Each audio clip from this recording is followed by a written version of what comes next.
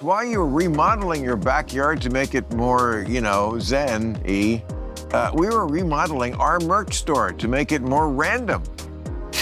We've slapped our new logo on t-shirts, tie-dyes, hoodies, and hats, and all with premium printed labels.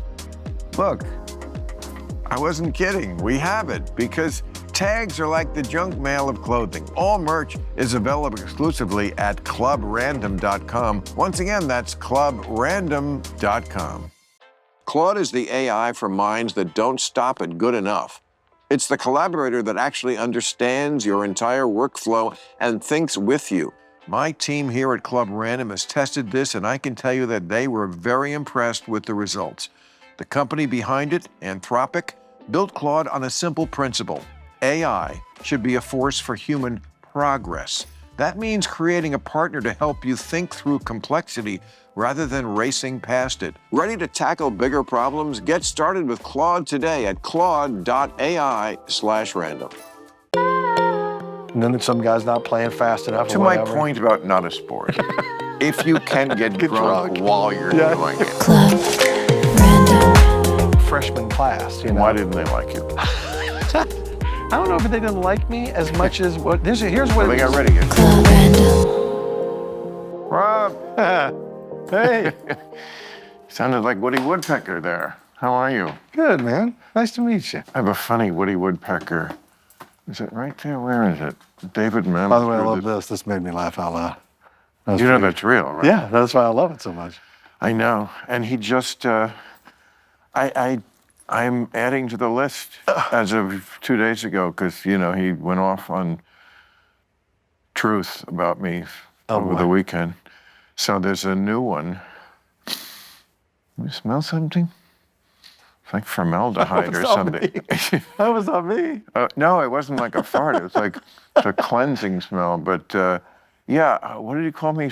There was 56 insults on there that Trump called me over the years. And I always marvel, like, how could somebody off the top of his head just come up with so many different, and now there's a new one. It's something like this jerk lightweight or something. So I'm very proud that I'm adding to my list, although it's quite a list. Yeah. He said our dinner was a waste of time, but it wasn't to me. I'm going to answer him at some point. Well, good. But, oh my gosh, here's Rob's book, Rob Riggle, Grit, Spit, and Never Quit. With you. Yeah, I should first say thank you for your service. You're like a colonel, right? Yes, thank you. Appreciate it. Oh, no, I didn't do anything. I always have been of the opinion there's just two categories, especially women fight now in the forces too, but you either went to war or you didn't. Yeah. Everything else is on a scale. That to me is the absolute dividing line. There's nothing like war. There's bravery of different kinds. People have called me brave many times. In the realm I'm in, that is way less brave than actually running into a bullet. I agree. There's physical courage, there's moral courage, but you have a lot of moral courage. Yes, but that's not the same as war. It just isn't. Yeah. I'm saying that as someone who's never been to war and probably would shit my pants and run away. I don't know. You've got natural fighter instincts. I don't think you'd run away. Yeah, I hope I wouldn't. No, you wouldn't. But that's the other thing. You don't know unless you have been there. You don't know what you would do. Yeah. I think a lot of, again, I don't want to generalize too much, but I think a lot of men, they always want to know what kind of medal they got. On some level, they want to know. I have that. Yeah. I'm same thing. I will never know. Yeah. They don't take you at 70. They could knock. Trump might let you join. They can knock down every building in New York, and they're not going to get me. To join up the next day. But when did you join? How old were you? I was a sophomore in college. I was 19. 19. Yeah. And why? The simple answer was I did want to serve. That was something I did want to do. I wouldn't put it as a top priority, but I wanted to serve. I always thought that in the back of my mind. I had dreams of maybe being an FBI agent. and I called the FBI. This is back when you had to call people. There was no internet. And I called the FBI, local office, and I said, what do you guys look for? And he said, well, some nice special agent had some time to kill, I guess. And I was like, well, we like lawyers and we like accountants. And then he goes, oh, by the way, we like Marine officers. We tend to hire a lot of those guys. So I said, oh, okay. I wasn't going to be a lawyer or accountant for sure. So I said, well, maybe I could do the Marine thing. The FBI is looking for accountants? Why? Because they're busting... White collar crime. I'm sure it's Right. a big part of what they do. Right. A lot of divisions there. Right. So that was the general thing. That wasn't the way it was on the TV show, the FBI. Exactly. There's a lot more shoot 'em up action going on. Remember they put it in And, Once Upon a Once Upon a Time in Time, yeah. Hollywood? So Yes. great that he's watching that episode. Yeah, that's what that famous meme that, you know? Yeah. But yeah, that was a classic 60s show for sure. So, wow, so it was a way But to get into the FBI. Well, I was also a theater and film major, right? And I went to the University of Kansas.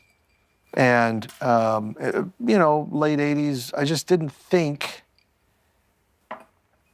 we didn't have the internet. The world wasn't as touchable as it is today. So I just didn't see a path to becoming an actor. Late 80s, I just didn't think. Yeah, I just didn't. Period. I just didn't, but I didn't think there was a path, so I never thought it was a real dream. I just thought it was a great dream, and I loved comedy, and I loved, watching all the great comedians of the day, and I loved watching all the movies, the comedic movies, and I could quote them chapter and verse, and I loved acting and all that, but it wasn't tangible, it wasn't real. So I was like, okay, yeah, of course I want to do that, but what do I really got to do? I got to get a job. That's what I got to do. I got to get a job. And that was the mindset. It's a very Midwestern mindset. You never made it to the FBI. No. You stayed. The military hooked you. You liked it. It kept me in for long enough. I was always. What was interesting was as I went through the Marines, I got more confidence. I got more confidence. Oh, I'll bet. Anybody who can make it through Marine training, isn't it like the... It's pretty tough, yeah. I'll bet it is. And so then when I'm just getting this from Richard Gere movies, but I mean, it looks like a nightmare. I mean, like, they're so mean to you. Yeah. The sergeants. Yeah. What happened to a little empathy? No. They, it's tough, but I got more confident, and then because I got confident and because they kind of showed me my new limits, this is what I thought my limits were, then they showed me my new limits. Right. I said, you know what, maybe I could be an actor. Maybe I could be a comedian. But they're doing that to weed out. I mean, they purposely want to find the people who will quit. It's pressure points. It's like how much pressure. Yeah. And then, and that, if you're trying to create a warrior cast. Yeah. That is the thing, that's the right thing to do. I mean, that's why our military has always been pretty kick-ass. I think, yes, you do tend to get good people, for sure. They do have strong. you get the fittest You do. For the task of, And you have to be you have to be strong between the ears, too. Oh, totally. Well, mostly. That if somebody says, run toward that machine gun nest. It's unnerving. Unnerving. It's a polite way to say it. Pants shitting, yes. And people still, I mean, the reason why they want very, very young people in the military is because very young people are the most amenable to just... Well, they haven't lived long enough to be afraid of a lot. Right. And if you just tell them, do this, do that, I mean, it's... I watch on a totally different level, but I'll watch poker players. The young poker players, they're gunslingers. They're slinging hash. They're throwing chips around. The older ones, they maybe have a little more wisdom, but they also know everything that can go wrong. So they tend to not push the envelope as hard, so to speak. And who wins? Usually the young guys. Really? Oh, yeah. Because they're reckless and dangerous. And that helps They in make poker? bold moves. Yeah, it does. But going back to, so when I went through officer candidate school, right? Officer candidate school is different than boot camp. It's the same program, generally speaking, as far as, all the standards are the same, everything's, but they're trying to get rid of you. Like if you sign up for the Marines, they're going to make you a Marine, whether it kills you or kills them. You're going to become a Marine, right? They're going to send you through boot camp, and if you can't make it because you're overweight or you're not in shape, they're going to send you back through. They're going to send you back through. They're going to send you back through until you become a Marine. Officer Candidate School is the opposite. They're trying to get rid of you. It's a screening and evaluating. So my platoon started with 64. We graduated 32. So it was 50% attrition. And that was in a very short amount of time. So it's a little different program when you go through Officer Candidate School. I mean, that's not completely different than the way it is in capitalism anywhere, business. I mean, Jack Welch famously was the head of RCA for the longest time. He's known as Chainsaw Jack, I think, as he would every year fire the bottom 10% performing in the company. That was the mantra. That was the operating procedure. And so even if you didn't do a terrible job, it was always a game of musical chairs. Mm-hmm. And there was 9 seats and 10 people every year. I mean, you wonder why people have heart attacks at 59. I mean, that's why. Yeah. Because that's what capitalism is. And I'm sure, Mom Donnie is watching this right now, as he always does, I'm sure, and saying, exactly, Bill, that's my point. Capitalism terrible. Yeah, it's terrible, except it's still better than the reverse. Yeah. Well, you want to really be... Soviet people died at 38 from being drunk all the time because they couldn't take their life under communism. My girlfriend is Polish. She was born into communism. She lived under it for a little while, and she shakes her head. She's like, they don't know what they're asking for. They don't know what they're talking about. And it would be so easy to find out. It wasn't like it happened 1,000 years ago. Exactly. It happened in our lifetimes. She would explain to me the grocery card they got. She got a grocery card. Her family got a grocery card, and they would. This is Poland. Yeah. Warsaw. Yeah. And you were allowed. Your family of 4. You get X amount of milk. X amount of liters of milk per week. You get X amount of eggs per week. You get X, and then you take that card to the store, which sometimes didn't have any of the stuff on your card. Sometimes they just had we're long on toilet paper today. Oh, yeah. So take some toilet paper, and come back tomorrow, and maybe we'll have what's on your list. It doesn't work. Humans need to be incentivized by selfishness. Mm-hmm. It is nature to be selfish. Animals are selfish. Yeah. Watch them. Yeah.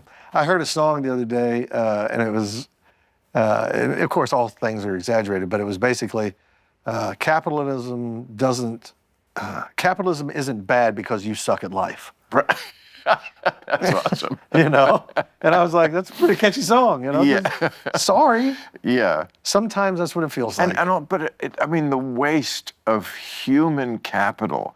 The Polish people, for example, they're a very smart, crafty, capable people, and as soon as they threw off the shackles of communism, Poland has done very well since. They're ascending right now. Oh yes, absolutely. Yeah. I mean, Warsaw, I'm sure, is a very vibrant, prosperous city. For a major city, it is unbelievably safe. Have you gone there? Yes. Been to Poland. It's beautiful. So she goes back to see family and stuff? Yeah. Oh. So how did you two meet? She's a professional golfer. So we play a lot of golf. I play a lot of golf. That's funny because I always thought golf ruined relationships. Most of the time it does. Really? Most of the time it does. Because I thought either, first the guy plays golf, really, and I have to tell you to begin with, I'm very anti-golf, always have been. I don't find it to be a sport. Why? It's an insult to lawns more than anything else. And I mean, if you want to walk around in the park all day, fine. If you want to hit a little ball, do that. Yeah. Don't combine them and call it a sport. Okay, but I get that that's my prejudice, and it's also a disaster environmentally, and it just attracts the wrong kind of people. It really does. I mean, I'm not one of those, white people are toxic, and they went way too far with that. But golf, I do understand why people hate white people. Okay, but other than that, golf, okay. Not my favorite sport. I can spend also 4 hours playing poker with my friends. That's quiet play. First, I feel like guys were just doing it as a thing to get away from the wife. Again, because I don't find it attractive thing to do. So it was like, okay, this must be just a ploy to get away from the wife. And then what happened was wives were like, "Oh, I'll play golf too." And they're like, "Oh, fuck. Like, I'm doing this thing I didn't want to do. You got away from you, and now we're doing it together." And but I'm sure I'm wrong about all that. So tell me about your life with golf. So tell me how much you love it. I hope I didn't poison the water, Rob, with that whole thing. No, listen, I get it. I hear you. I hear you. But she's a professional golf. That's very impressive. Yeah, she's very good, and Wow. And she loves the sport. She's an athlete. She just, some people just have So that she natural beats you ability. at golf? She does. And are you pretty good? I'm okay. Like, what's your handicap? 10.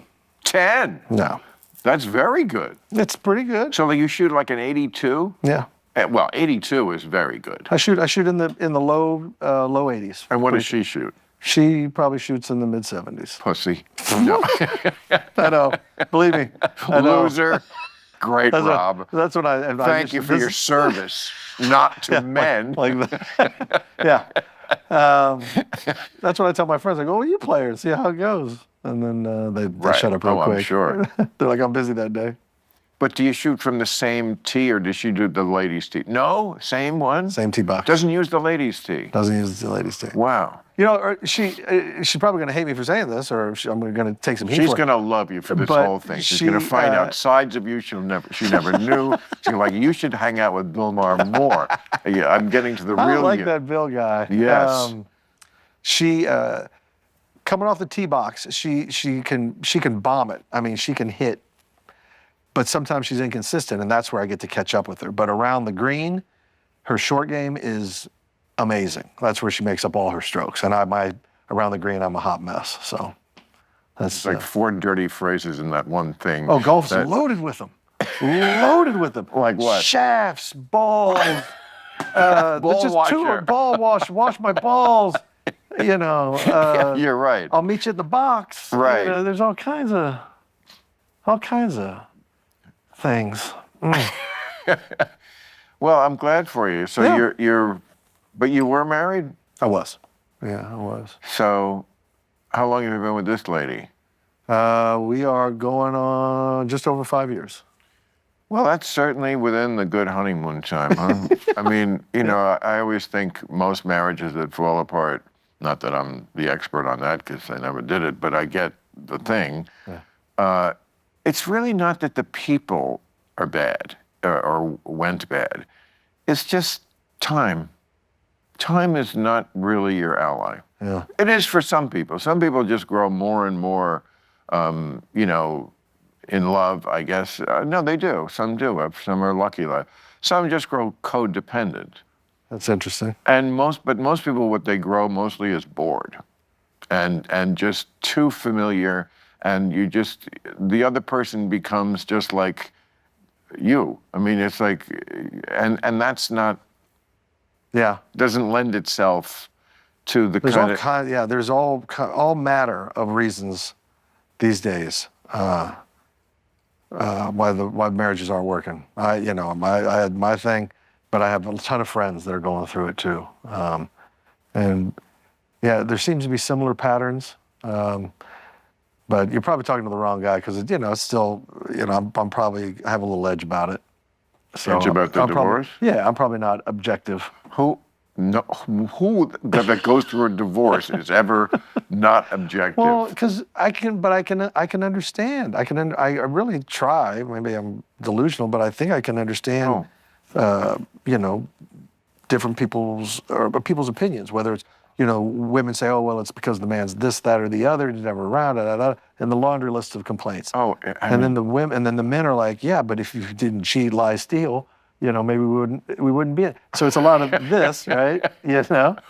I only know it mostly from the men's side because, my guy friends, and then they get married, and then, when they're going through a divorce, they're just useless as human beings. Yeah. They really are. I mean, it's bad. The amount of anger it puts in them, partly because they're paying not just for their lawyer, but sometimes the wife's lawyer. They're paying for the guy who's attacking them. Yeah. That I get that's, and then if kids are involved, that can do it.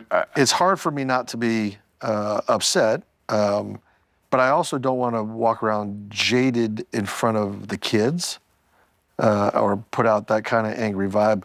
But, there's all kinds of great comedians who talk about this, and they do a wonderful job talking about, would you jump out of an airplane if you knew your parachute was only going to open 50% of the time? Right. No, no one would. So why the fuck are you going to get married? And now the deck is so stacked against the breadwinner. It's unbelievable how bad it is. Why would you ever sign up for that program? It doesn't make any sense. Okay, but let me take the side that is not predictable for me to take because I'm the unmarried guy, but I think that analogy with jumping out of the plane is not a good analogy because, 50% of the time the chute won't open, but if it does open and you make it, so fucking what? You jumped out of a plane, you like got a adrenaline rush for 5 minutes, and you risked it all for nothing, really. Mm-hmm. So that's not a good bet. But marriage, if it does work, it can be great. I certainly know people who would be lost without their spouse. Look, I've been in this business for a long time, long enough to know when something's actually different versus just some new packaging of the same old BS. Today's episode of Club Random is brought to you by a distinctly different AI called Claude.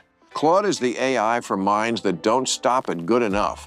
It's the collaborator that actually understands your entire workflow and thinks with you. No meetings, no drama, just results. It's basically the only coworker I've ever liked. My team here at Club Random has tested this, and I can tell you that they were very impressed with the results. The company behind it, Anthropic, built Claude on a simple principle. AI should be a force for human progress. That means creating a partner to help you think through complexity rather than racing past it. No shortcuts, just deeper thinking. Ready to tackle bigger problems? Get started with Claude today at claude.ai/random. You know how it is. We'll service the car, we'll update the phone, we'll rotate the tires, but our own health? My blood pressure's probably fine. Sure, that's what everyone says right up until it isn't. Here's the thing, half of all adults have high blood pressure, half. And it doesn't hurt, doesn't warn you, doesn't send a passive-aggressive text. It just sits there quietly doing damage while you order the extra-large pepperoni. I pay attention to my numbers. A friend of mine got one of those home monitors. I'm telling you, nothing will sober you up about your lifestyle choices faster than a little machine politely suggesting you reconsider what you're having for dinner. Very humbling. That's where 120 Life comes in. It's a once-a-day functional drink designed to support healthy blood pressure. Not a pill, not a stimulant, not some wellness fad with its own merch line and a guy named Braden explaining your chakras. It's a drink. Superfruit juices that taste good. You make it part of your morning and you check your numbers. That's the whole thing. And here's the reassuring part. Hundreds of doctors recommend it. Over 1,000 health pros support it. So this isn't crystal healing. It's not a vibe. It actually works. Don't wait until next month. Nothing to lose except higher blood pressure numbers. Go to 120life.com and use my code RANDOM for 20% off. Use code RANDOM today. These statements have not been approved by the Food and Drug Administration. This product is not intended to diagnose, treat, cure, or prevent any disease. And I love love. I have no problem with Right. that. I do. Being in love is a wonderful thing. And being able to share with someone and being able to, especially for men, to have a partner that you can be vulnerable with or that you can, express some stuff that you can't express anywhere else. Like to have a partner that cares about you or lights up when you walk into a room. That stuff is awesome. It's wonderful. It's what makes the world go round. And also the tactile element to it. I certainly have had times when I'm alone and the only person who's been touching me is me. Mm-hmm. But it's better if you have this physical communication. Even if it's, I'm not talking about sex, but sex, of course, is great too. But like sex is part of it. Just, someone who is pawing you. and, Oh my gosh. and they like it when you paw them, and your paws are on each other. You know, it's so funny. The older I get, like when I was a young man, sex was probably the number one driver. I can nowadays Golf driver. and there we go. But nowadays, I can be driving down the road, and my girlfriend will just put her hand over and run her fingers through my hair, and that's amazing. It instantly comforts me. It instantly calms me down. Oh, I thought you were going to say you got a boner. Well, that can happen too. Really, just from the fingers through your hair? Yeah. Wow, It definitely you're can a stir. virile guy. It can stir the old butterflies. Really? Yeah. Wow. I'm going to get to Poland. You really do. Really? Yeah. Why? Tons of beautiful women. Right. Yeah. And they, I don't know, they're just awesome. They have really good, I don't know how to, I don't want to, it has to be so measured. Like, I was going to say they have great attitudes, but I don't know. You I feel know like exactly. because anytime you say anything, well, somebody's going to take fuck offense. them. Thank you. Fuck them, Thank you. Rob. Because there's American women who are like, oh, yeah. Okay, you went to war for America. Fuck you. If you're like have even a thought to like jump on his case for that. What did you do, you fucks? Typing on your phone. Good.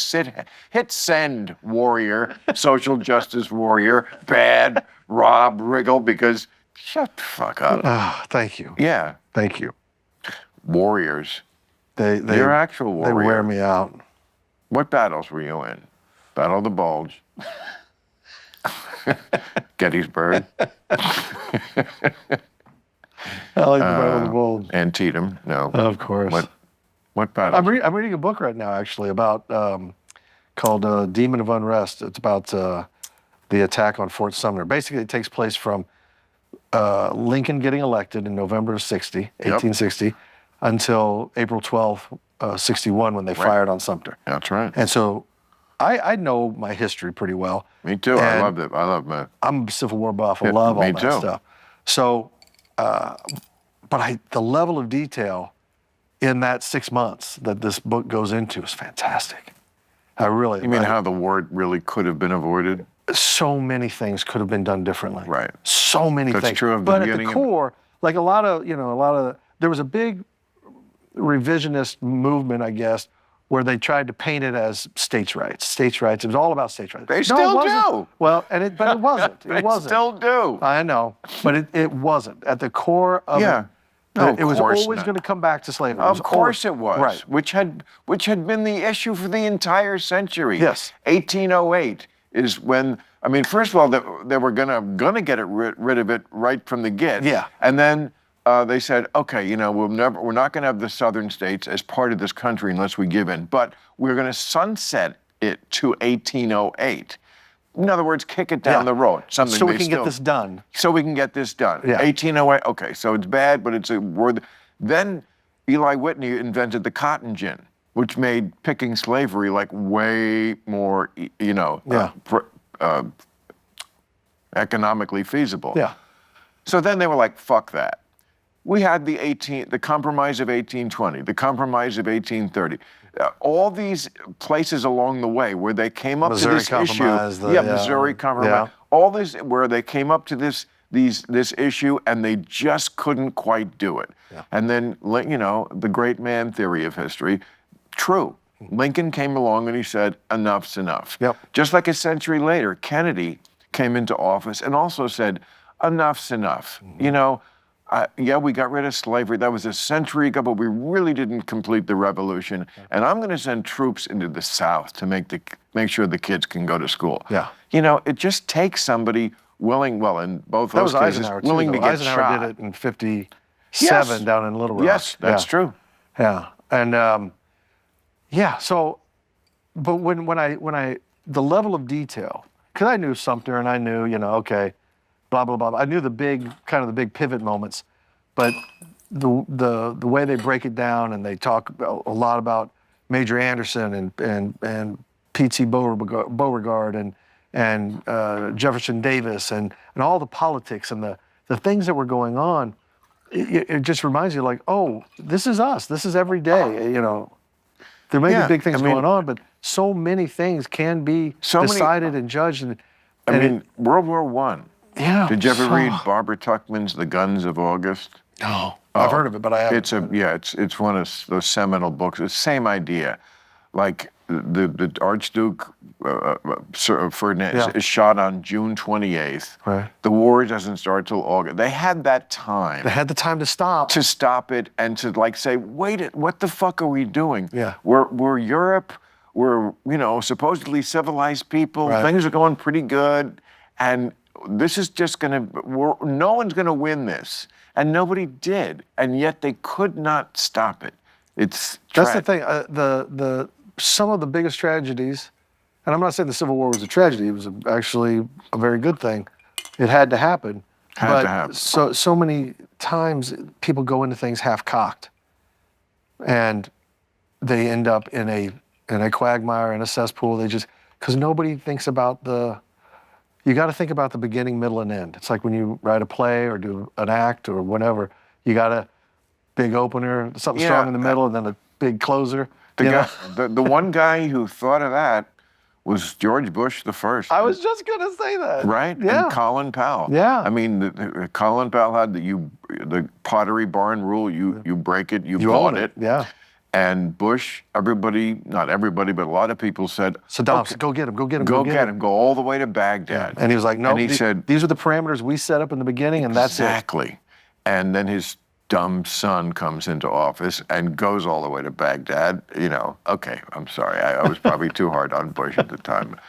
But, I didn't agree with that, going all the way to the whole thing. But it's funny because I use that metaphor often in my life. I don't think people know what I'm talking about when I say, yeah, I just don't want to go all the way to Baghdad. They'll be like, why don't you marry this girl? Yeah. I'm like, I just don't want to go all the way to Baghdad. It just goes over their head? Well, I know what I mean. Catch it? Yeah. Yeah. Like, I kicked Saddam out of Kuwait. That's enough. Yeah. I don't got all. That's probably like a Dennis Miller reference for some people. Yeah, something like that. You're too hip for the room, man. No, you didn't fight in that war. What war did? I was actually on the parade deck. I was in officer candidate school during that. During the first Gulf War. Yeah. What about the other Iraq War? From 2003 to. Yeah, the Bush's war. I was in the service, but I didn't serve in Iraq. I oddly enough went over there as a USO tour in Iraq. Because you were a comic by then? Yeah. That's hysterical. Yeah. Who was on the tour with you? I took Horatio Sands. Wow. Okay. I took Paul Scheer and Rob Hubel because I did improv with those guys in New York. And it was just the four of us. And what was the show like? What was in the show? We slapped together a show. I kind of did double duty. So I grabbed Paul and Rob because we had done improv for years. And Horatio also had done a lot of improv with us. And I had been on SNL with Horatio, and we got along really well. So I would do some stand-up in the beginning. Then we would do a couple of sketches or bits that we had kind of written up. Then Horatio, we would do some stuff with the audience. So we'd get some of the troops to come up and join us for like a dating game parody where Horatio came out and played Carol, and she was the bachelorette. And so we'd get three soldiers up there to be the, just playing. Perfect, We did all these bits, right? Yeah, and yeah. Paul And it's a Scheer, great audience because, right. I mean, look. And the audience they're so gung-ho. They're so ready for us, Of course. And like Paul, there's an old improv game, but it was basically ask the expert. And so Paul would be the expert.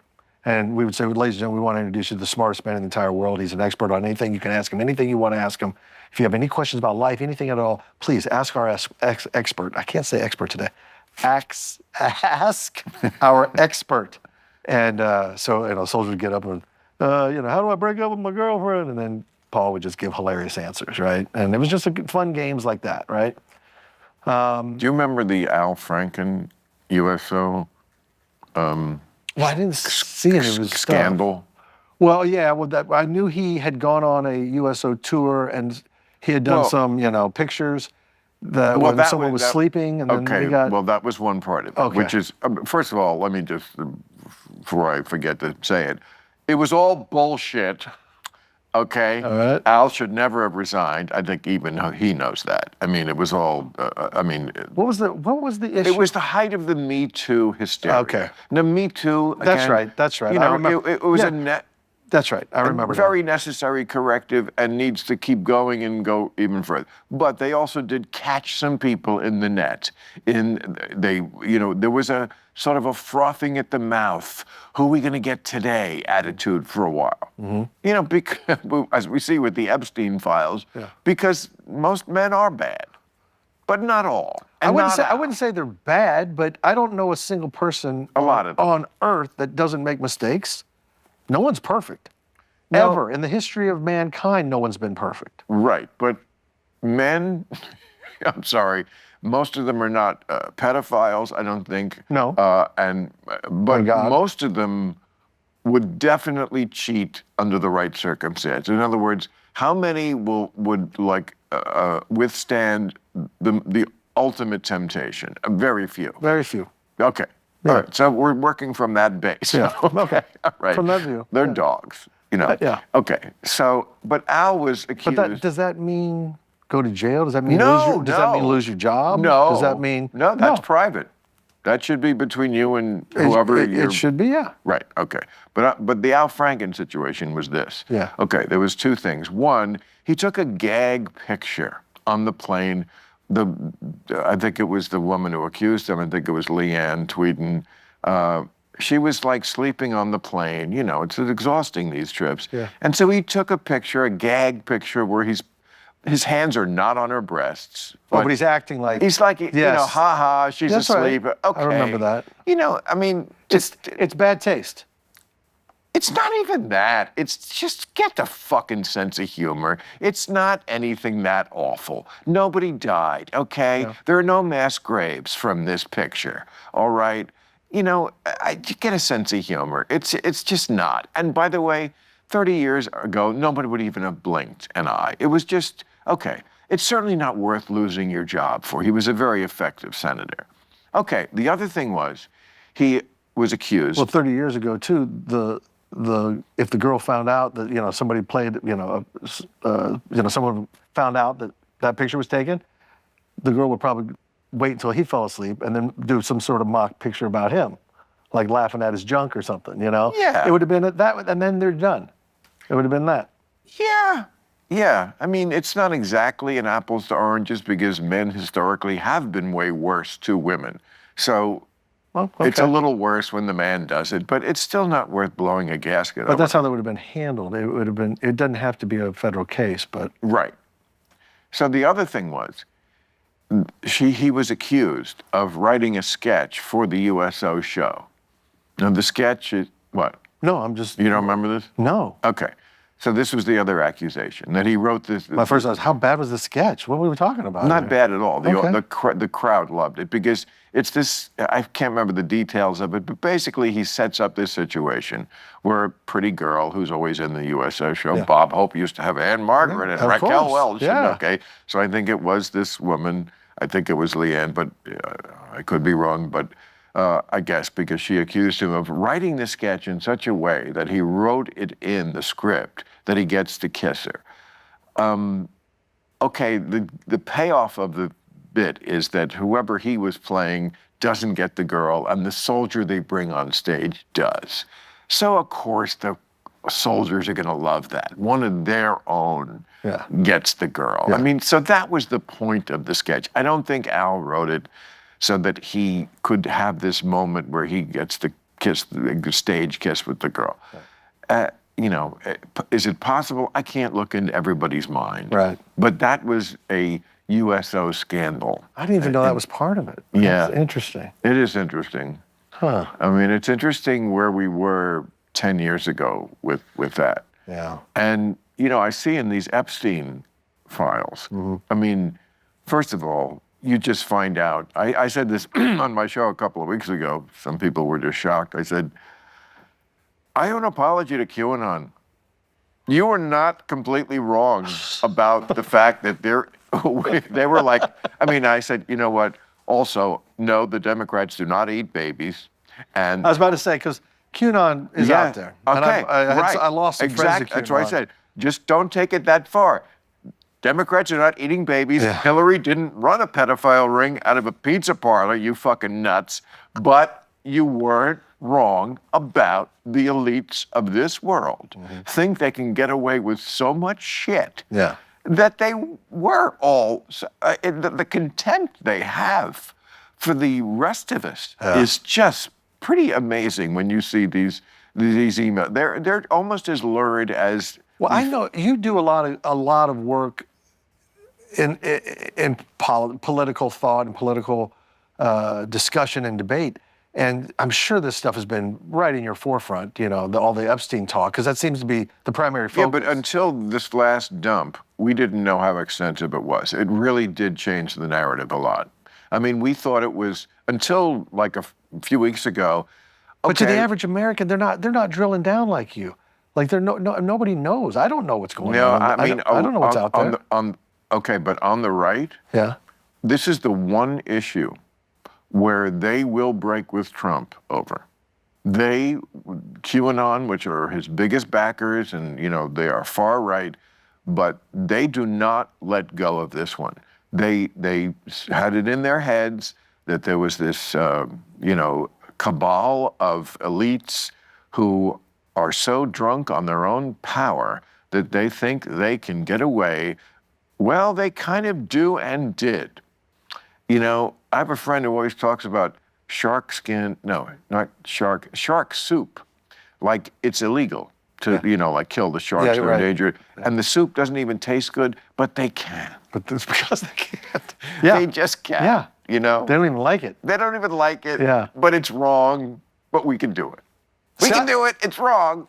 I know very little about the Epstein other than general broad brushes, right? But what it feels like to me is this guy, if you look at his trajectory and how he managed to get to where he got, it feels like he is a intelligence operator.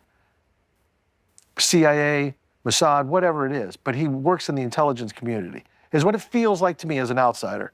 And again, I don't drill down on this stuff, and I don't spend much time on it. He's a pimp. But but that's part of it. But he has all these elites. He's got them dead to rights, doing something wrong.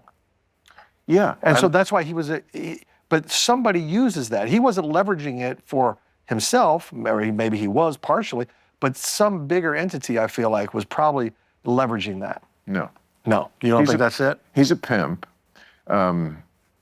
When you don't know why a guy has a lot of money, it's probably because he's a pimp. That's always been my view on Epstein, and I think that's only been proven correct. He wasn't particularly popular with all these different people because he was a sparkling conversationalist. All I'm saying is I don't know. I know nothing about it, and I feel like most people only know the broad brushes. I'm going to tell you. There are... And nobody thinks he killed himself. No, that's probably not true either. Although there is, the gashes in the neck are real, but maybe, who knows? Doesn't matter. The guys who were in his circle, that's the key to this. And I've also certainly known that guy all my life. That's the guy who is so successful in his business and has zero ability to ever get a human woman in bed. There's a lot of guys like that. And they are just burning up inside because they're like, I am the master of the universe.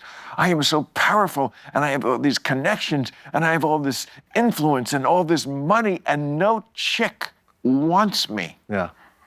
That is just, it just knocks them, it's just the worst. Probably. They think it should translate directly into like this tap of womanhood that is just flowing down toward them and it doesn't. Yeah. Women are interested in something completely different. And so who fixes this problem? Jeffrey Epstein. And you just see it in all the emails. Richard Branson, hey, it'd be great to see you as long as you're bringing your harem. These are, they didn't even hide it. It's right in their emails. And they're all doing this. They're asking him for advice on how to cheat. that's what I forget what prominent guy was.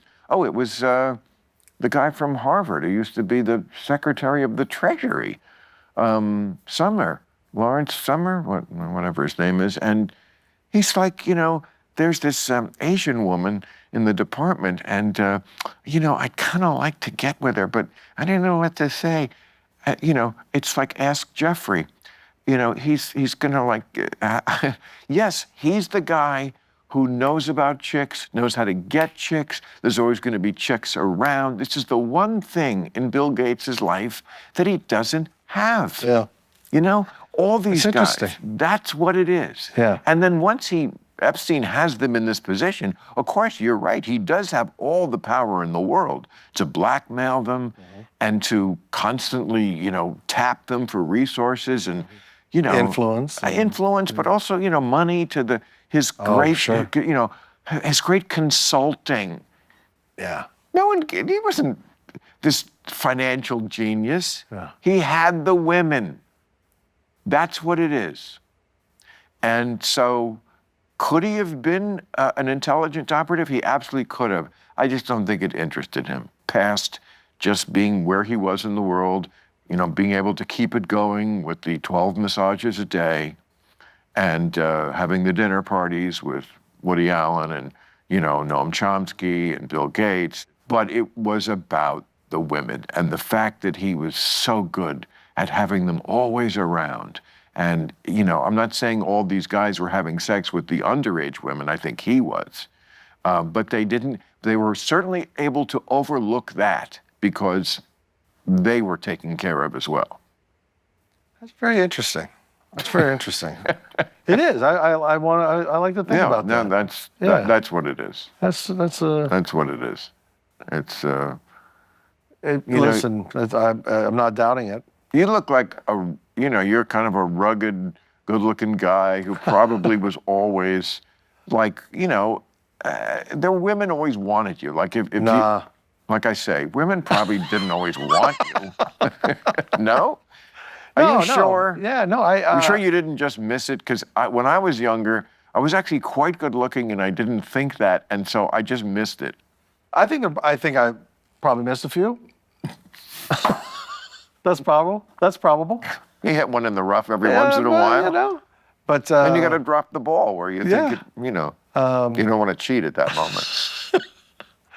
It's interesting. Because people do cheat at that moment, don't they? When they put where the ball lies.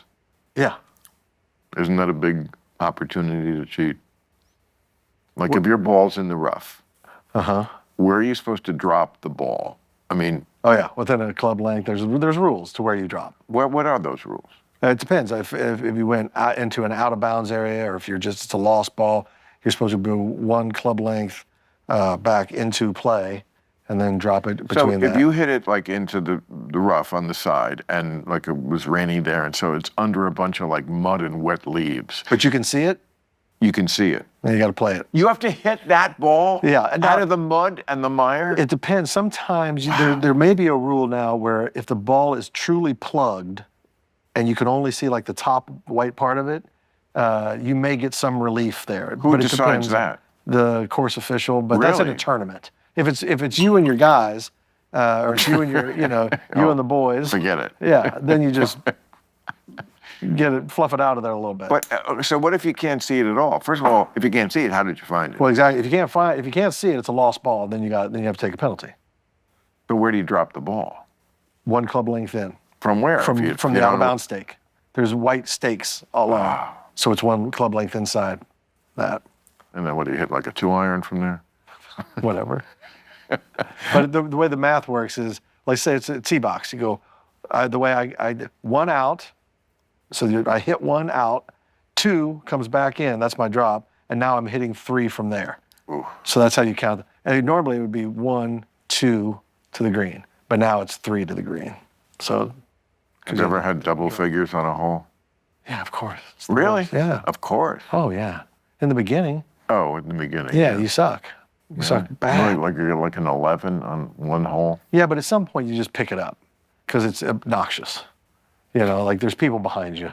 The pace of play outweighs the amount of strokes you need to get, and. Is that a thing? The with general rule is, if it's a par 4 and you have an 8, pick it up. No more strokes after that. Do people actually say, "Can I play through"? Oh yeah, That's a real thing. yeah. And why is that like the etiquette? Because they only have 1 or 2 people in their group, and you have a 4 or 5 people in your group. And so is you're the playing etiquette slow. to always say yes? Really? You let them through. If you're playing slower than they are, they're going to overtake you. Rather than make them wait for you get to a par 3. Usually it's at par 3s. You get onto the green and you wave them on, and then they'll hit, come up, putt out real quick. They move on to the next hole. You guys finish yours, and they keep going. And what if you don't do this? What repercussions? Is it? It's bad form. It's just bad form. And then what happens? A lot of stares, a lot of fuck yous, a lot of Fuck you. yeah, oh yeah. That's So what that's We're talking what, about the 19th hole now, right? generally, yeah. But you've seen these videos, I'm sure, online of these golf fights. These golf fights Yes. are happening all the time. now. Golf fights. Well, because the guys get hammered, they get Right. drunk, and then some guy's not playing fast enough. To or my whatever. point about not a sport. If you can get drunk drunk. while you're Yeah, doing it, probably. okay? Can you see that with the bobsledding that's going on now? I mean, actually, with that one Yeah. you can. Yeah, You the might bobsledding. as well. Yeah, I could be better drunk. Yeah. I mean, you're just lying in this thing while you risk your life It going. even looks like the guy in the back is just Yeah. taking a cat nap almost, you know? Yeah. Other than the rattling. Yeah, I know that's not true, by the way. I'm very proud of our bobsled team. I'm sure they're doing a good job. Rob, you fought for this country. Stop apologizing. I for can't. You. Do you know Yes, why? It's 'cause Because I you gotta- live in Hollywood and they seduced you into this bullshit. No, it's because I have a kid in college and a kid going to college, and I got a mortgage and I got an ex, and daddy's got to pay the bills. And when they're out there headhunting, you sit there and you go, did I just make fun of the bobsled team? I better take that back. But you know what? Canceling, it has, first of all, Fucking sucks. it always did. Always. And It's unjust. I've always taken shit from the left for talking against their cancel culture. Right. Not that it's only on the left, because the right does it also. Well, yeah. Absolutely. Yeah. So they're a bunch of fucking... Well, that's the new toy for everybody is cancel. It's a cancel wand. Okay, but You just throw it at everybody. But I think we passed the peak of that culture. I hope so. I hope people are seeing how the But folly of it. Look, lots of people who were supposedly canceled actually came out better. They did. Look at Shane Gillis. You know, people who they tried to make go away. Because I think you can see through. You can. So don't Most worry. people can see if someone is truly hurtful or if they're just making a joke. Most people can tell the difference. How many medals do you have? Over 22. Okay. This is just my advice. I don't know you. I never met you before this. I always loved your work. Oh, thank you. Everything you're in, you make better. Thanks, You're man. like one of those comedy character actors. When you show up, it's like, okay, at least this will be funny. That's very nice of you to It's say, so man. true. You're very It's kind. so true. Thank you. But like, I think you'd be better off, even with the mortgage and the ex and all that, to be like, just take the opposite tack. Like, I fought for this country. I have 22 medals. Shut the fuck up about whatever my opinion is about bobsledding. Well, I agree with that 100%. I earned it. Yeah, I'll say whatever I want to say. earned it. Unlike you fucking senders. I do. I feel emboldened to talk about bobsledding now. But Thank you. But not the luge. We don't go there. I don't touch the luge. No. Rob, I'm not unreasonable. Okay. I'm strongly opinionated. I'm not. But you're not crazy. I'm not a crazy person. Of course, we don't go near the luge. Luge, whatever it is.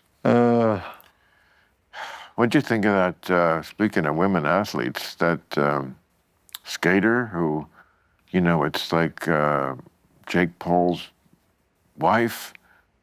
You know, Is she a speed skater she's or a figure skater? she's quite a hot one.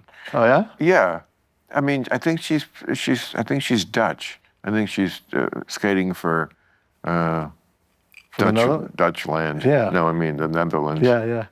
Boy, pot. really makes you forget the name of countries. But Dutchland. that goes back. Beautiful. All the Olympic athletes, men and women, they're all hot. They're at the prime of their life and they're in peak physical condition. You know, Didn't they sell out of condoms out there in the Olympic Village or I something? was just going to say. Is that right? 3 days. I mean, they provide condoms for the Olympic Village, and in 3 days they were gone. Well, how do you expect them not to be? These guys and girls, both, are prime athletes. They're burning like 3,000 calories a day just sitting there. You know, they are amped up. They're in the prime of their life, and they see each other, and it's like, you're an athlete, I'm an athlete. It's got to be electric. The energy coming out of that Olympic Village has got to be tremendous. Sex at its best is an athletic performance. I mean, among other things. Obviously, it's not just that. Yeah.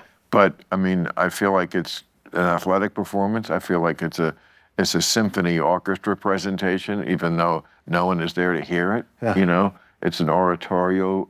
You know, that you perform once.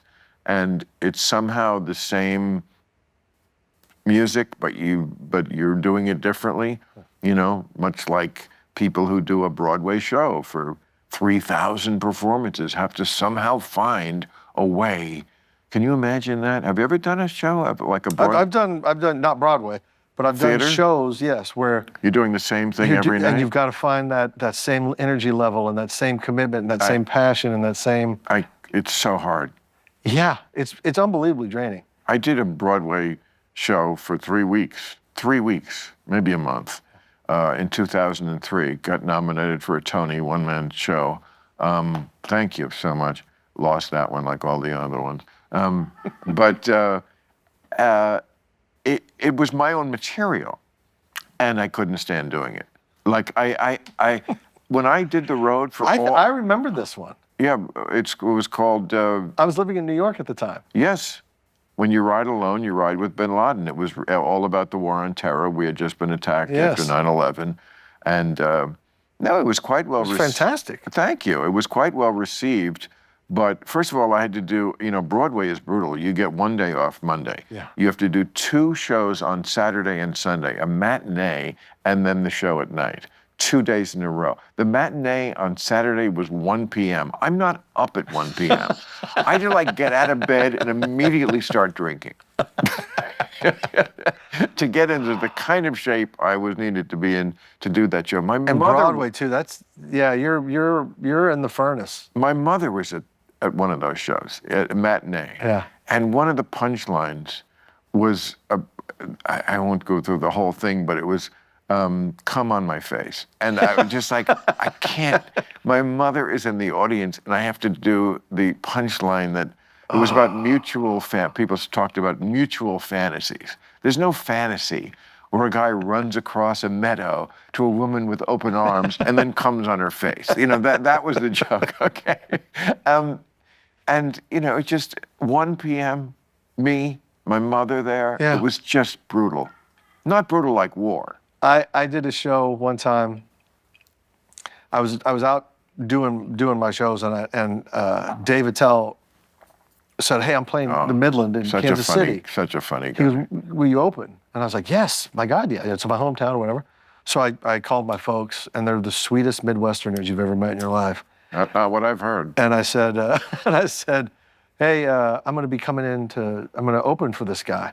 And, you know, if you want to come to the show, please do, but just understand that I cuss a lot, and I'm kind of prepping the field for them so they're not caught off guard."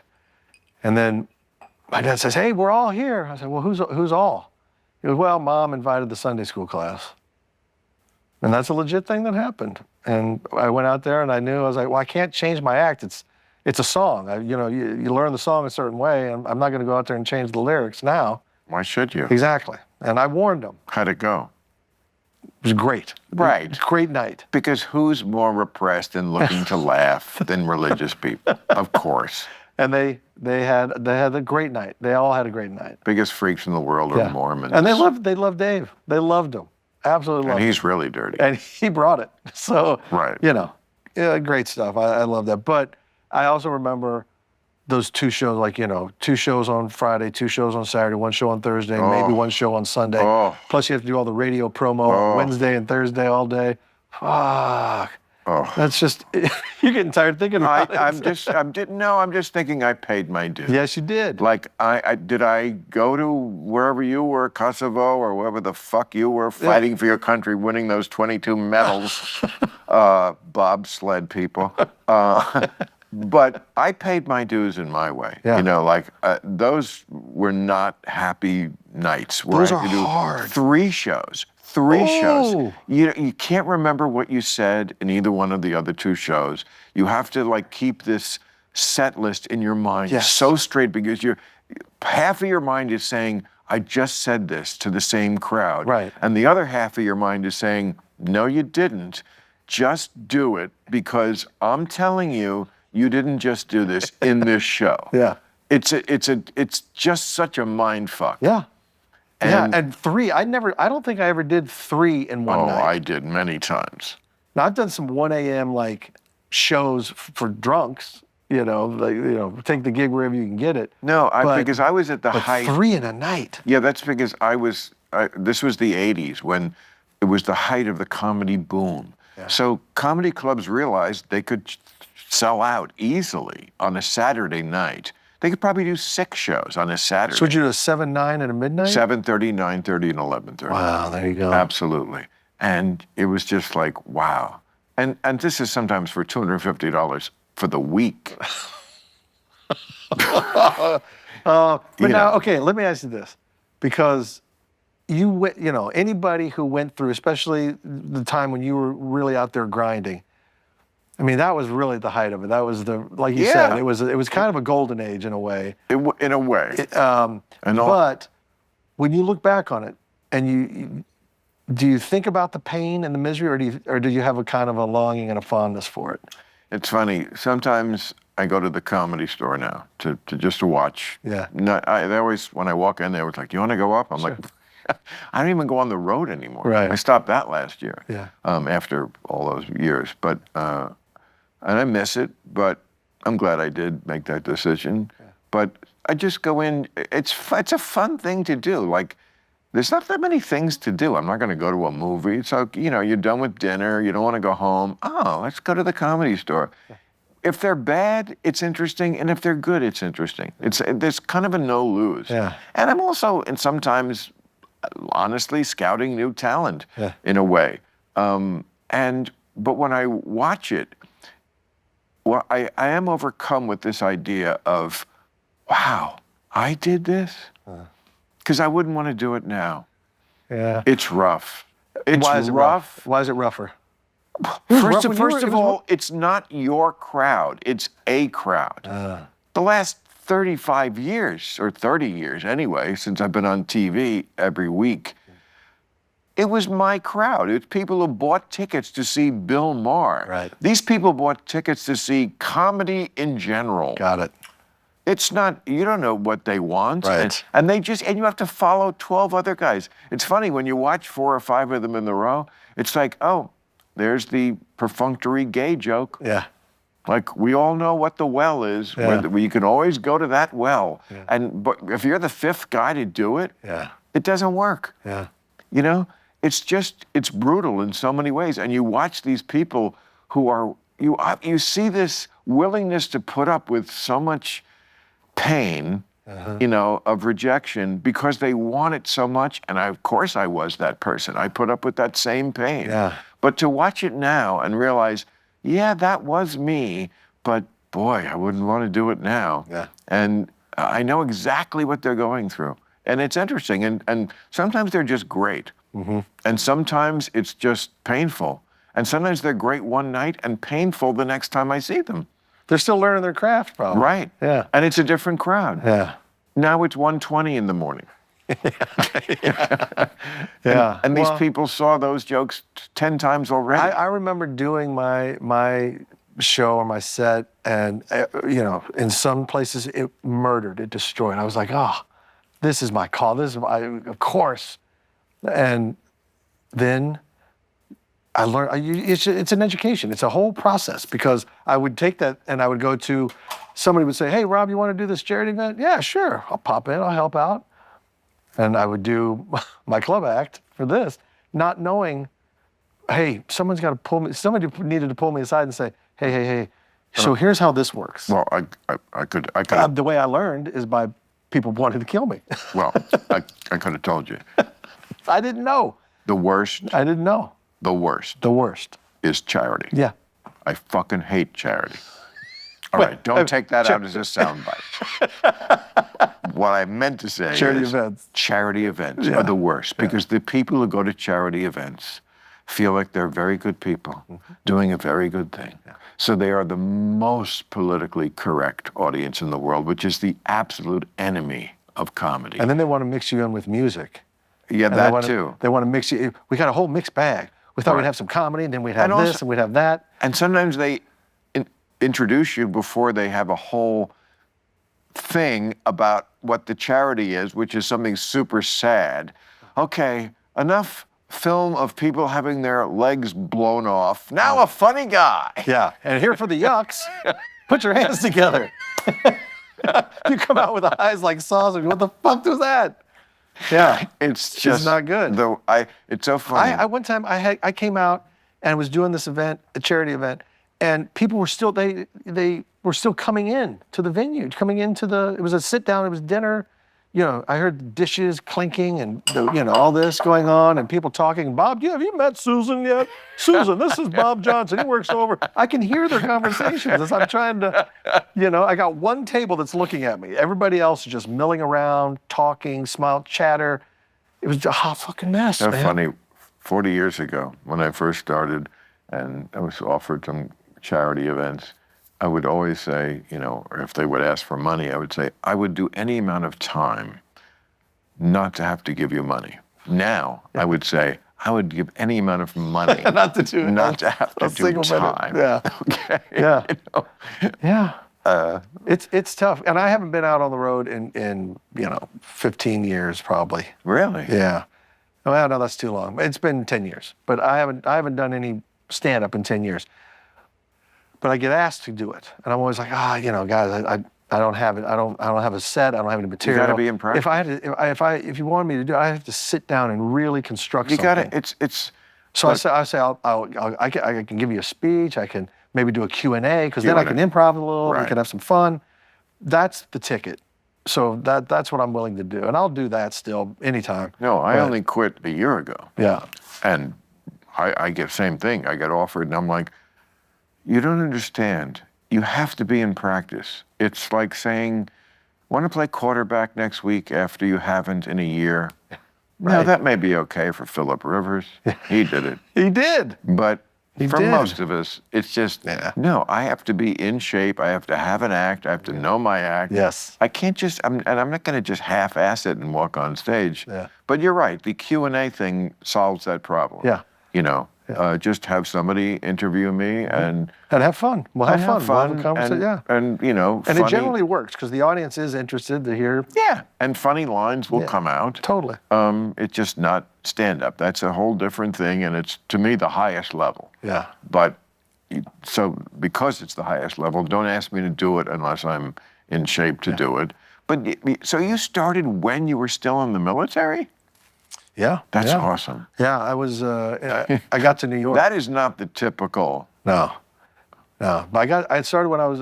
What rank were you? I was a captain. I was a captain at the time. A captain? Yeah. In the Marines? Going out to comedy clubs? That's amazing. Yeah. In uniform? No. I'm kidding.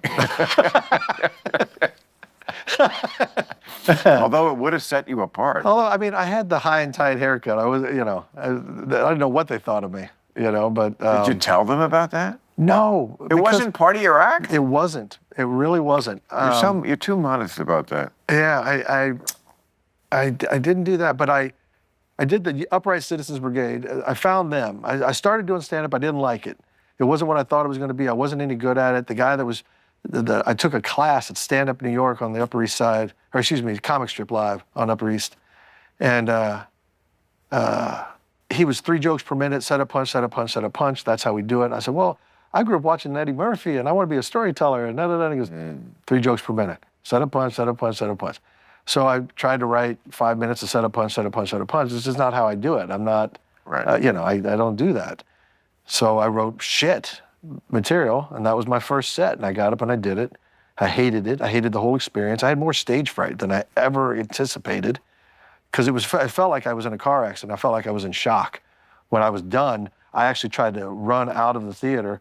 I didn't hear any laughter, and so I was stepping on any laughter there was because I just wanted to get over the 5 minutes. But this is my first time ever. And as I was heading out of the comic strip, the guy goes, "Hold on a second," and handed me my VHS tape that they make of you. And when I got home and my adrenaline had cooked off, I put the tape in, and it wasn't that bad. It wasn't as bad as I thought. It was still shit. It was garbage. But it wasn't as bad as I remember it. Well, with your background, I remember David Brenner. Remember David Brenner? Yeah, of course. He was great, and he had a great career, and he was a great guy. And I remember him talking about, he was a producer for years before he became a stand-up comic, and he grew up on the mean streets of Philadelphia. And his explanation to comedy was, well, you know, when you walk down the street and you know that any time somebody could walk out from anywhere and hit you over the head with a baseball bat, comedy is not that scary.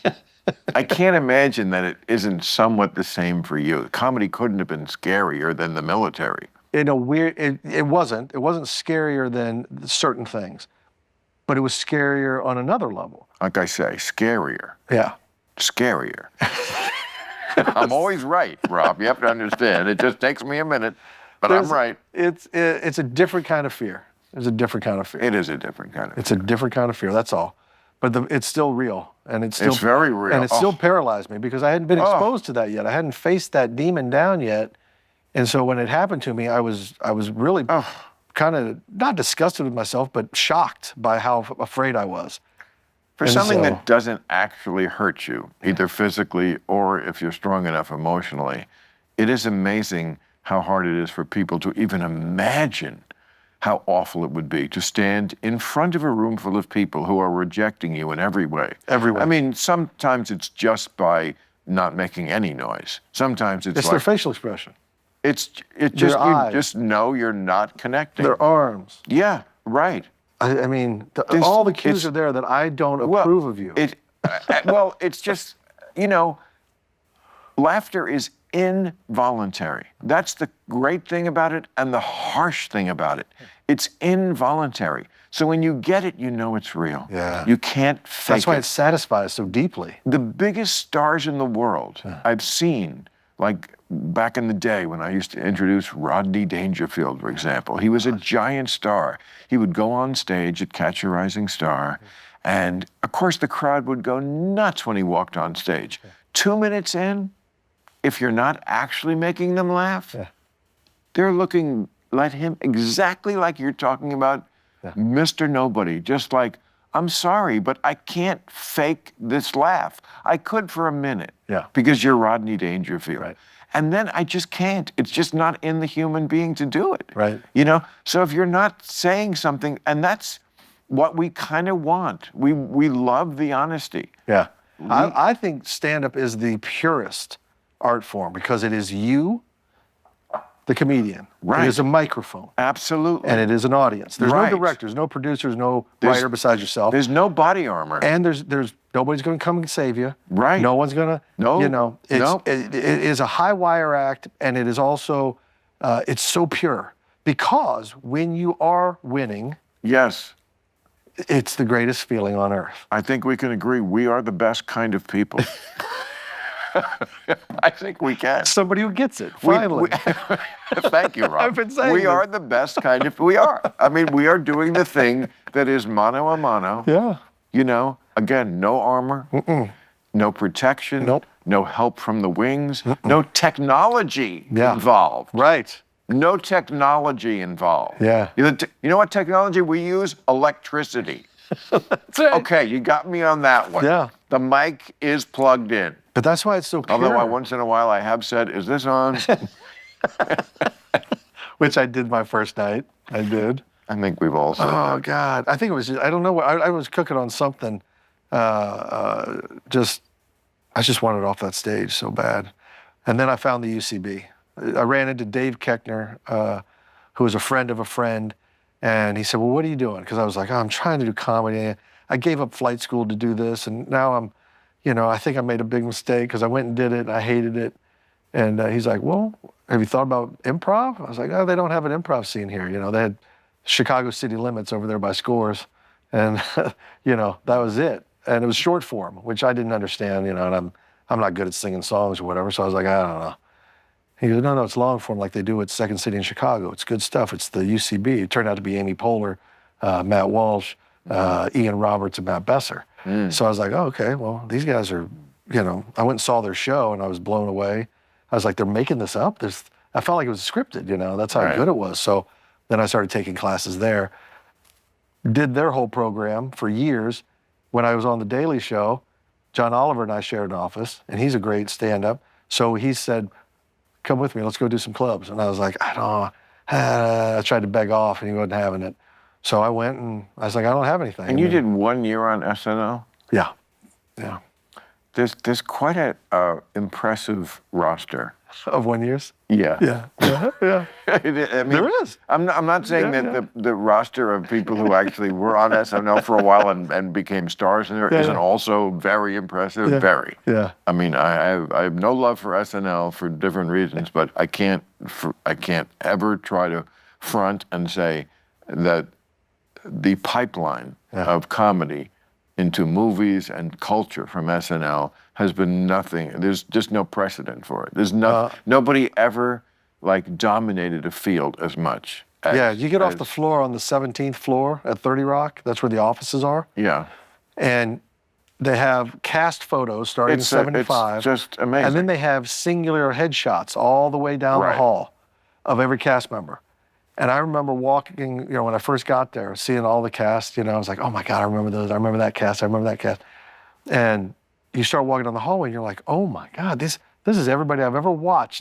It feels like my whole life. Yes, and it is. Yeah. But it's also the case that the people that they didn't know how to use, it's also a rather impressive roster. Yeah. So what is your is. memory of that year? Why didn't it work out? Listen, I had it as a goal of mine for years. Don't know, I just made that decision a long time before. I won't bore you with the story, but it was something I had decided while I was in flight school that I was going to try to do this. Now, flight school, you were going to be a terrorist. No, I was going to be a naval aviator. Okay. But well, so you say. Yeah. I had my pilot's license. I could fly. But anyway, I wanted to be on SNL. It was a dream of mine. When it finally happened, I was incredibly grateful. And I'm always grateful for that year I had on the show. What year was that? 2004, 2005. And here's the thing. I was the only guy. Peak. Yeah, that's what I like to think. Who else was on that year? Who were you with? Oh, let's it was a big cast. Let's place this in I was time. the only new guy hired on a cast of, I think it was 15. 15? Yeah. Like who? Amy Poehler, Tina Fey, Rachel Dratch, Maya Rudolph, Seth Meyers, Will Forte, Horatio Sands, Kenan Thompson, Finesse Mitchell, Daryl Hammond was there. Right. Gosh. What a very, very talented people. There was a very good, talented. Yeah. It's a giant and I'm pool leaving of, somebody out I know, but of course, it was a group. That is a giant pool of talent. Yeah. Okay. So. And I was the only guy hired that year, so I didn't have anybody in my, quote, freshman class. You know? Why didn't they like you? I don't know if they didn't like me as much as what. Here's what. Well, they got rid of you. Here's what was explained to me. And I'll take it because it helps me sleep at night. But in election years, late night TV, especially SNL, gets a huge bump. Right. Because everybody tunes in to see the fake debates and Me too. you know, right? Yeah. That particular election, it was Bush-Kerry. Nobody cared. Yeah. Nobody cared. Nobody tuned in. Will Ferrell wasn't there anymore doing Bush. Right. It was Will Forte, and it was Seth Meyers as Kerry. And for whatever reason, nobody tuned in. And so from what I understand, the executives at NBC hit the panic button, and they cleaned house. And so I was the last one in, first one out. That sounds exactly like how show business works. So I took them at face value when they said that, because I did have one of the producers call me after the fact and say, "Hey, Rob, you had a good year, but here's what I think, here's what happened." Okay. So I was like, I took him. I believe him. All right, Colonel. Well, thank you for your service. I have one more thing for you. I haven't done this in a while, but it was always my favorite thing to do. This are a pile of New Yorker cartoons. Do you read the New Yorker? I have in the past. I don't, but the cartoons are awesome. Yeah. They have two things in there. 40,000 word articles about electricity and really funny cartoons. Yeah. Okay, I'm kidding. That's a great publication. Over 30 years, I cut out the cartoons that I thought were really funny. Yeah. So these go back 30 years. Oh my gosh. Maybe I was wrong at times, but at the time I thought they were all struck funny. you. So here's my bit. Okay. You pick up one, Okay. you describe it, Okay. and then you read the caption. Now, if you don't describe it well, the caption's not going to land. Okay. You see what I'm saying? Okay, I'm with you. All right, so you do one and I do one, or you want me to do one first? And Yeah, show you? sure. Okay. I'll do. Okay, I got. Oh no, that's too big. It was like okay. All right, here's. I love it. I love that it already got you. This is a guy, just a normal guy, talking to his normal wife in the middle of their living room, and he's holding an envelope in one hand and a piece of paper in the other hand like this, and the caption is, "I've been selected to pay another electricity bill." Okay, this is why I like cartoons, and many people don't. They're just they're very subtle. I like it. I've been selected to pay another electricity bill. You see? Okay. Okay. Oh, well, there's one on the other side, too. Oh, there is? You have a double. one? You've got a choice. Okay. Look at that. That's the Daily Double. That's the Daily Double.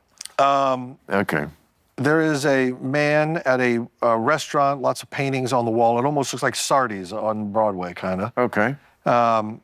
It appears to be a Truman Capote-looking gentleman or woman, I can't tell, reading the menu and a waiter getting ready to take the order.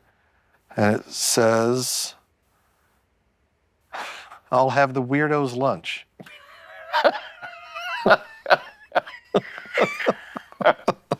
Let me see if you got that correctly. Well, okay, Truman Capote. Look at the guy- glasses. Look at the okay, round face. He has his head is an egg. Look at the hair. It has no hair. Right. But there's a button up there somewhere. There's a thing. It's like an egg with little dark sunglasses and a sprout coming out. Looks Almost like like an onion. looks like a corn crop out of his head. Right. He doesn't look like Truman Capote. And where do you see Sardi's? Sorry, all the paintings on the wall. There's 3 paintings, and you don't even see what's in them. I think I nailed it. I feel like I nailed it. Thank you, Bill. This was such a pleasure. Wanted to do it for a long time. I have too, and I really appreciate you letting me come on. Oh, it was really nice. anytime. It was really nice to meet you. Did we miss any plugs? No, Are you plugging anything? I got a book, so thanks for mentioning that. Oh, yeah, let's do it that again. Rob Riggle. Grit, spit, and never quit.